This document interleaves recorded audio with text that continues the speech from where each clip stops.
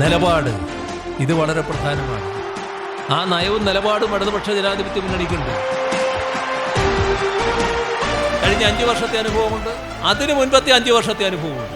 അതിന് മുൻപത്തെ 5 വർഷം ജോയ്സ് ജോർജ് ഇവിടെ പാർലമെൻറ്റ് അംഗമായിരുന്ന കാലമാണ്. ഏതെങ്കിലും പ്രശ്നം പാർലമെൻറ്റ് ഉന്നയിക്കാതിരുന്നു എന്ന ആക്ഷേപം ആർക്കെങ്കിലും ഉണ്ടായോ? ആ തെളിമയും വ്യക്തതയും നല്ല തോതിൽ ജോയ്സ് ജോർജിനുണ്ട്.